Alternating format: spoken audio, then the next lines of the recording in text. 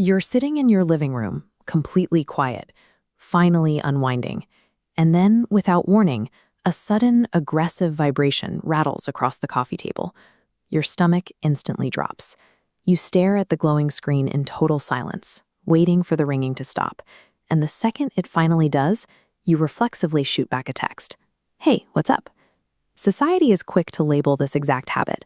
People probably call you antisocial, a bad friend, or complain you're impossible to reach. This reaction is actually a function of how your brain processes stimuli. You're operating with a system that is specialized for a different type of interaction. Your brain categorizes unscheduled, synchronous communication as a neurological ambush. To see exactly why, we are going to freeze the timeline of a single missed call and look at what your nervous system is actually doing. Let's start with the very first second the ringtone goes off. To your brain, a ringing phone represents pure, unadulterated ambiguity. You don't know who is on the other end, what they want, or how long the interaction will take. Because your brain operates as a relentless threat detection machine, it treats that sudden unpredictability as a potential crisis. Looking at this graph of human cortisol levels, your system braces for immediate demand, causing stress hormones to sharply spike the moment the call registers. Ignoring the call and texting provides immediate release. The ambiguity vanishes and your baseline returns. Texting serves as a control valve for the nervous system. It takes an unpredictable situation and forces it into a format that you can actually manage. Now, push the timeline forward to the agonizing middle of the ringing phase. The screen is still glowing, and the dread of an impending real-time conversation is fully setting in. When you answer a call, you are forced to process incoming information and respond on the spot.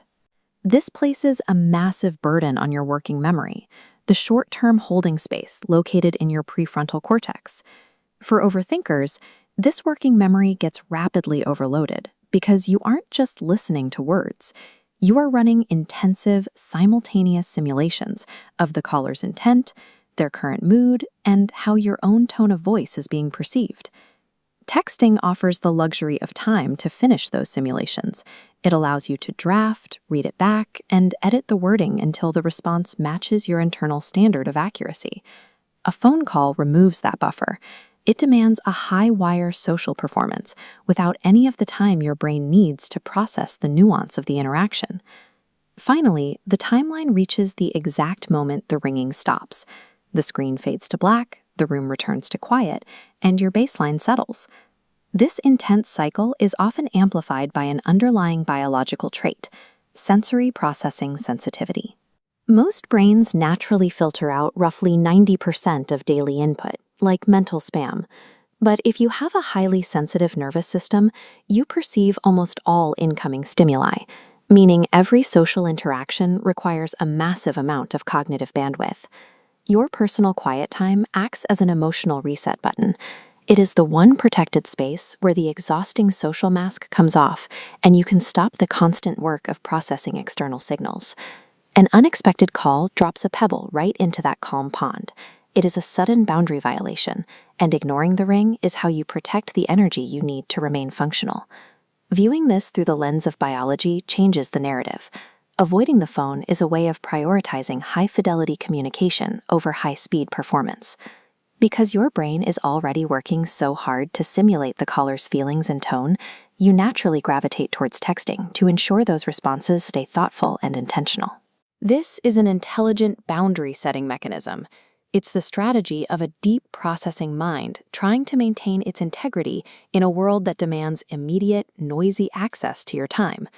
So the next time your phone rings, you can watch it in silence without the weight of embarrassment. Your mind simply requires a different pace, and it is perfectly okay to communicate on your own terms. If this put words to a habit you've always felt slightly weird about, please subscribe. And to support these deep dives, hit that join button to become a channel member. Drop a comment below and tell me exactly how long you let the phone ring before texting back. No judgment here. I will see you in the next one.